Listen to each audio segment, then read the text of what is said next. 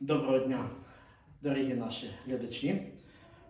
Хочемо продемонструвати змонтовану піч. Монтували, щоправда, не ми, але придбали у нас цю піч. Придбав пан Руслан. Він вибирав довго пічки і підібрав для себе ту пічку, яка буде найкраще працювати у нього вдома. Це є словацький виробник, легендарний виробник європейської якості і використовуються німецькі технології по горінню. Як ви бачите, всередині камера згорання викладена вермикулітом. Перша пластина її дефлектор також зроблений з вермикуліта, а в цьому місці ще один стальний дефлектор, який дозволяє видовжувати вихід димових газів, за рахунок чого максимум тепла, який можна отримати з закладки дров, він залишиться в приміщенні.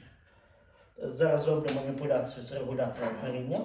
Я його спочатку повністю закрию. Ми бачимо, як вона відгукується на горіння, ця пічка. Довго так не можна експлуатувати.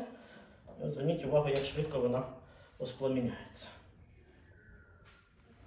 В пічці стоїть також шибер. Зараз зробимо маніпуляцію із ним. Я закрию його наповну. Гаряче. Трошки впікає пальці. Але зверніть увагу те, як відгукується також горіння у середині топочної камери цієї пічки. Ми робимо перший розпал, тому я поверну назад шибер до нормального його стану, оскільки пічка має перший раз добре прогоріти. В середньому режимі найкраще експлуатувати цей прилад.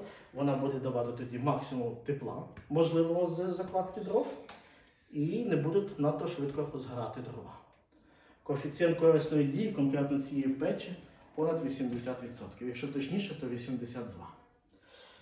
Ми радо зможемо запропонувати і вам піч, бо ми знаємо, що буде краще для вас.